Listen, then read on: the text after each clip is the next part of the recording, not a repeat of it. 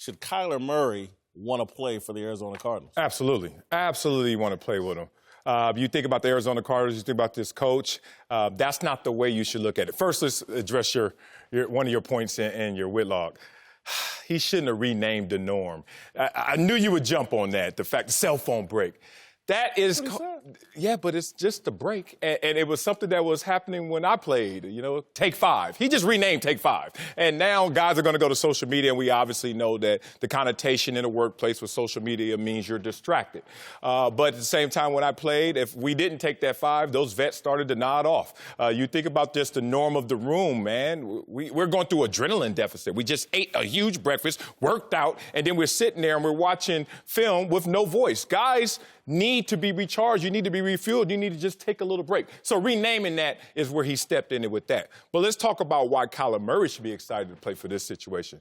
You don't want to mess with your fortune or your fortune. First of all, the fortune of being number 1 overall and the money difference. Second of all, where are you going to go? Everyone always thinks about, what John Elway did and what Eli Manning did, and it worked out. We forget the dark years. We forget the years where when you're going to win your championship. We forget all the subpar years for the New York Giants and Eli Manning while they were trying to climb that hill. And there were many more of those years than Super Bowl years. Let's talk about the fortune of last year in the playoffs alone. 7 of the 12 teams were new. New. That means if you did decide to go to a certain place, look at that situation now and how it flips and it turns every single year. So if I'm Kyler Murray, I don't play around with the fortune. I just go where I'm supposed to go. Yeah, I agree with you. He should want to play for whoever wants to draft him the highest. He's coming in. He has all the things that they don't want as far as his size. He has something against him. The situation with the coach giving breaks, I agree with you. That is crazy. A 5-minute break, to me, was a 5-minute break to go use the bathroom, not to grab your cell phone and jump on social media. Social media is part of the problem we have now. Now you got guys every 20 to 30 minutes. I don't know what you go get done in 20 to 30 minutes in a meeting when you're game planning to give these guys a break.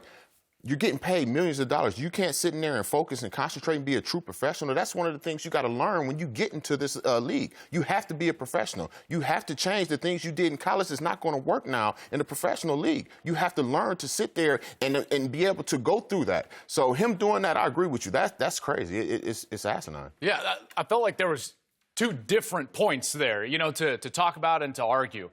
The cell phone break, I'm 100% in agreement with you guys. That's something that if you want a 5-minute break to go recharge, yes, that's something that has been around and you can hit the restroom or something. But to specifically say, like, hey, they got to get their social media fix, I think that's part of the problem rather than part of the fix. Now, from Kyler's perspective, absolutely he should want to go number 1. That's one in and of itself. But there's also the element of he is such a unique player. Remember that he's going to need a play caller, a system, a head coach that's malleable, right? You look at Baker Mayfield. Was he having much success even getting on the field with a guy that was not malleable and wanted him to do it, the old school way? No. And then that coach moved on, and Freddie Kitchens, what was he? He was malleable. He adjusted to what Baker could do. We saw Robert Griffin in his first year with Washington. When was he at his best? When the coach was adjusting to what he could do. So that fit, I think, is going to be paramount for Kyler Murray. He's 5'10" and an 1/8. We've never seen a guy that size get drafted number 1 at this position. He's going to need somebody that's all in, and I think at this point, Cliff is the best fit for him at that position. Joel, show me the blueprint where a failed college coach has come into the NFL and had success. Yeah, and listen, I don't have one. I don't have one at all. I will say that the blueprint being used now in the NFL is very different than what we saw 10 years ago, 15 years ago. Remember, like the Mike Shanahan, Mike Holmgren era, Bill Walsh era was you go and get yourself a head coaching position through success, maybe as a coordinator, and what do you grab? Power. You want the roster. You want the GM role. You want it all. Well, the organizations now have stripped that back away from the head coaches. It used to be you hired a head coach, you had to give him all the power. Now, you're hiring basically a glorified coordinator, in particular in the McVay era in that division. You're trying to go find a guy that'll do to your offense what Sean McVay did with the LA Rams, in particular with Jared Goff early in his career.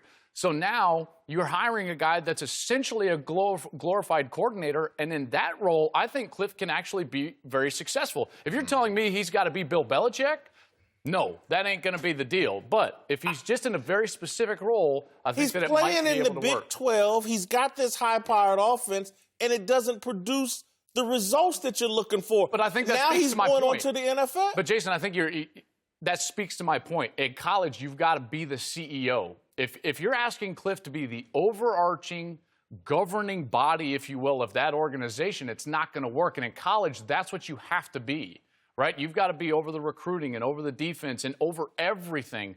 Now, he's essentially a glorified coordinator. And a delegator.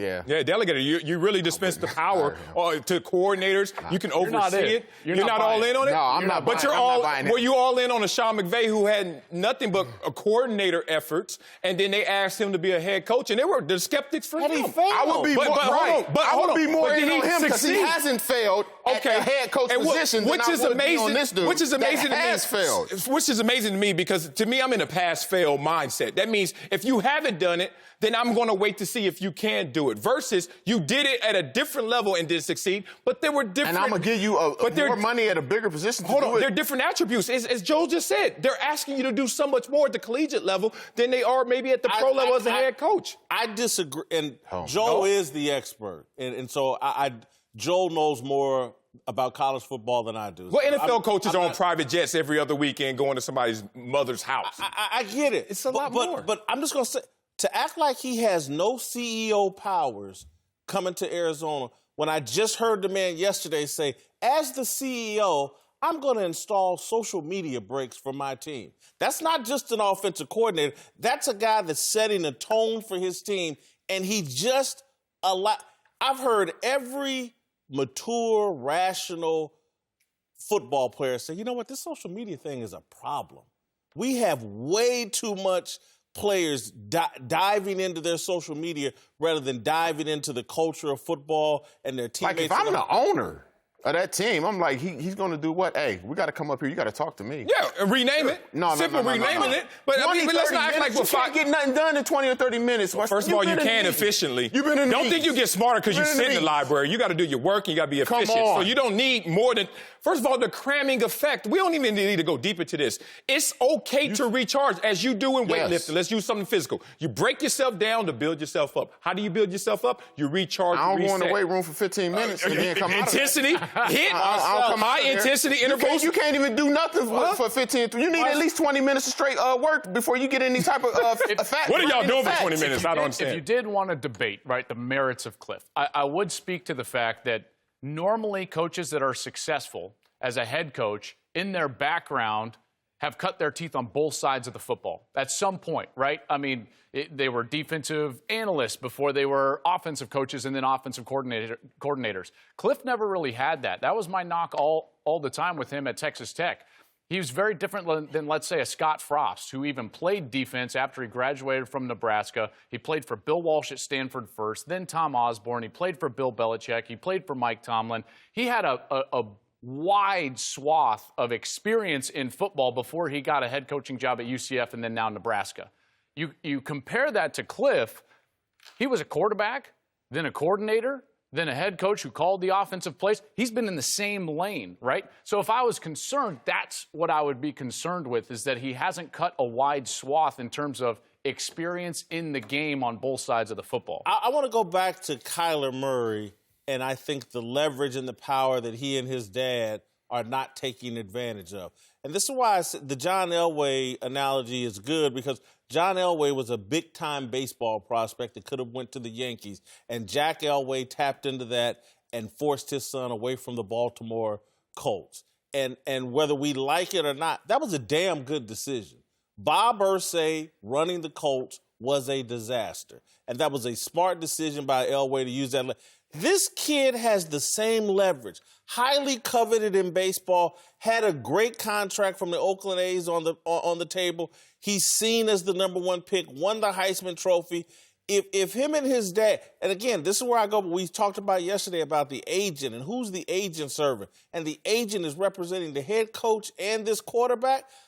Who's getting served here? Kyler Murray, perhaps with a different agent, and the dad and the son exercising their leverage and muscle. You can do better than Arizona. So what is better, though?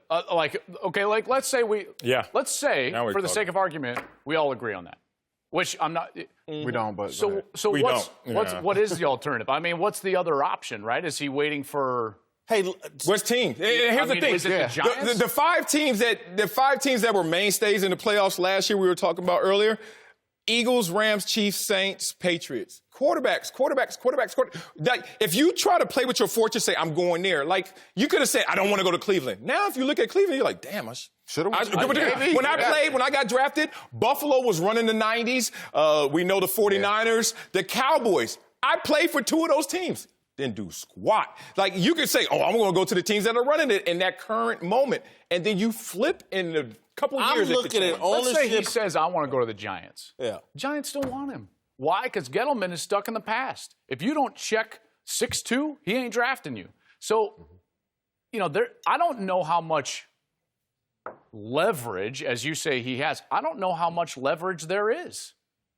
And again, you caught me a bit with my pants down, and that's all my fault because I should have identified the team, and I'll give it some more thought. Maybe I'll circle back to it tomorrow. But if I built Bidwell, that family, Steve Keim, the general manager, I'm looking at them, what they did to Steve Wilkes. I'm looking at what they're doing to Josh Rosen right now.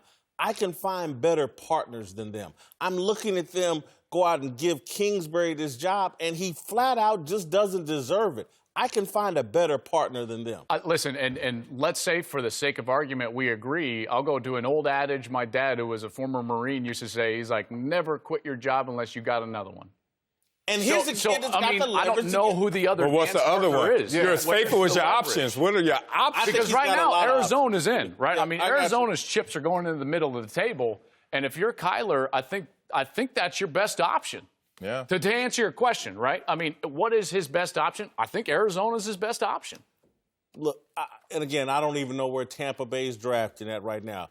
They got Bruce Arians. They're in Jameis Winston's the quarterback there. That's his boy, and he's worked with him before. He's looked at Jameis Winston and said, we're going to try and fix this. So I don't think they're going to disrupt that Bruce Arians day one with Tampa Bay. I don't think he wants to disrupt that chemistry.